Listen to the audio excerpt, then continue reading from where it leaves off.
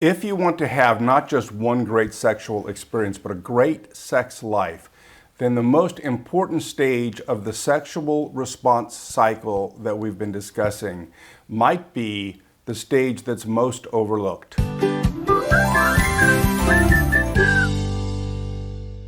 Hi everyone, I'm Greg from Heart Tools, where we make it simple to build great relationships. And when we introduce the sexual response cycle in this series, we said that one way to picture a great sex life is being able to enjoy and delight in each stage of the sexual response cycle for what it is, and being able to move seamlessly from one stage to the next over and over again in your life. And for that to happen, the most important stage for you to master might be the resolution stage. Part of the resolution stage is what's going on physiologically as your body replenishes and renews and gets ready to have sex again.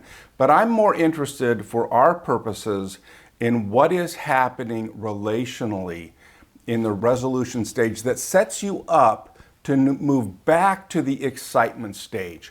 And here's what's most important in the resolution stage.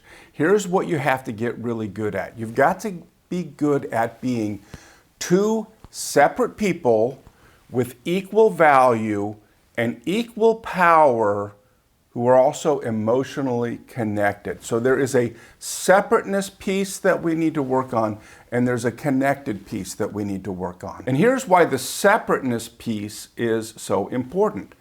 It's because in order for you to get excited in the excitement stage, there has to be someone to be excited about, right? Unless sex is addictive, unless you're going to disappear in some pornographic fantasy and use someone as an object, which is a really sad and lonely way to have sex. So unless it's that, you need someone else to be excited about that you perceive of as valuable and powerful. And there are several ways that we can mess this separateness piece up.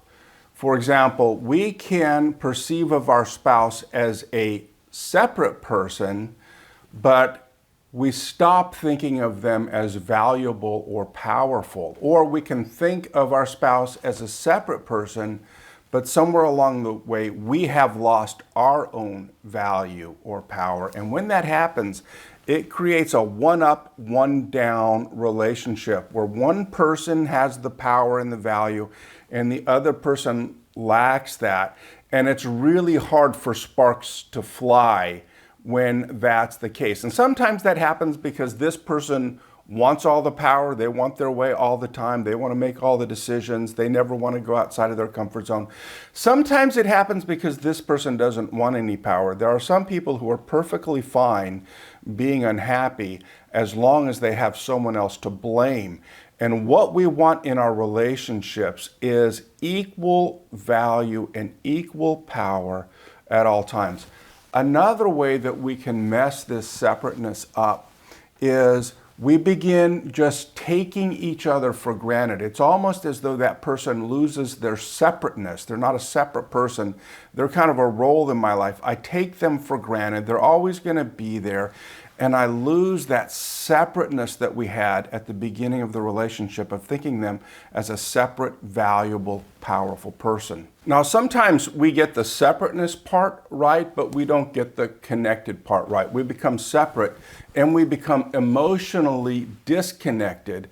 And when you're emotionally disconnected from one another, that creates some challenges in moving on to the excitement stage. Now, when I talk about emotional connection here, I'm not necessarily talking about feeling in love in the romantic sense. And that's important, and we're going to talk about that in the next video.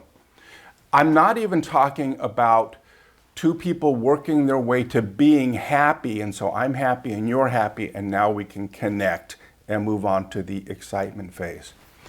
When I'm talking about being emotionally connected, it's being able to stay connected wherever you're at emotionally. And so you may come home from work feeling angry about something that happened. I may come home from work feeling sad because I got news that someone I really love is very sick.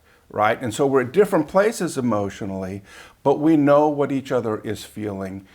We make room for one another's emotions. We know how to empathize and stay connected with one another's emotions. And so we don't feel alone in whatever emotions we're caught up in. So when you develop the capacity to create and maintain equal value, we'll always have equal value. That's a non-negotiable in our relationship.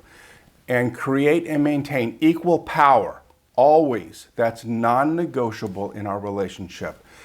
When you create the capacity to do that and stay emotionally connected, that makes it much more possible for sparks to fly and for you to move on to the excitement stage. It's a lot like starting a fire. When you start a fire, you need three things. You need heat, and you need fuel, and you need oxygen. If one of those disappears, you're not going to start a fire.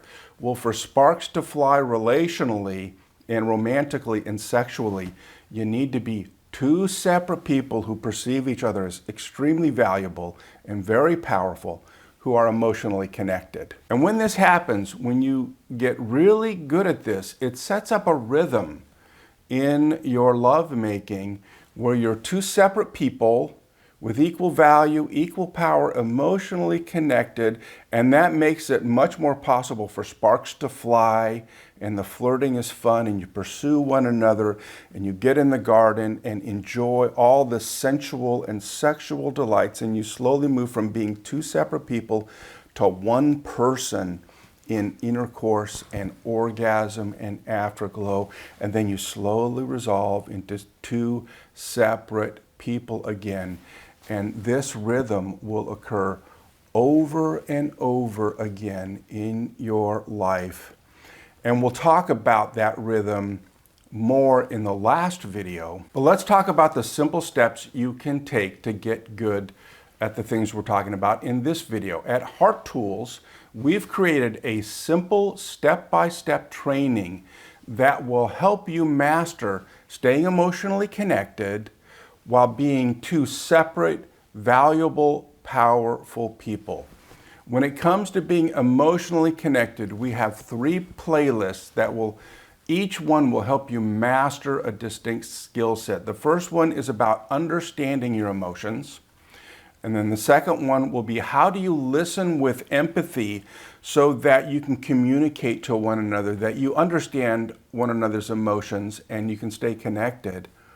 And the third skill set is validation. Now, if emotions have always been tricky for you, let me say that this material has been used by hyper left-brained engineers who are much more interested in things than people. And once they've mastered this, they're still hyper left-brain engineers who are much more interested in things than people, but they're also people who know how to stay emotionally connected with the people that they love. We also have 3 playlists that will help you master the skill sets necessary to create and maintain value at all times in the relationship. And those are about warmth, apologizing, and how do you show appreciation to someone in a way that they will not minimize or debate the appreciation that you give them, which can be a challenge. And then finally, we have 3 playlists that will help you create and maintain equal power at all time. And the first playlist is listening with respect. The second one is respecting one another's no.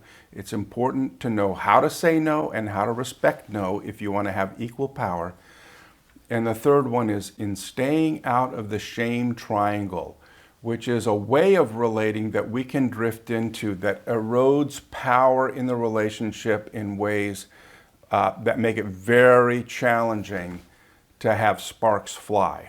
So the simple step that I would suggest to go along with this video is to just check out the first video in the Understanding Emotion series, and I put a QR code for that video in the workbook section that goes along with this video. And then have the conversation with your spouse. Is this something we could really benefit by having a little bit more focus on? Because when you develop the capacity to be two strong, powerful, valuable people who are emotionally connected that creates sparks in the excitement stage that can turn into fireworks in the arousal stage. So have the conversation and check out the resources and decide if this might be a good next step for you. Simple steps, practice, practice, practice.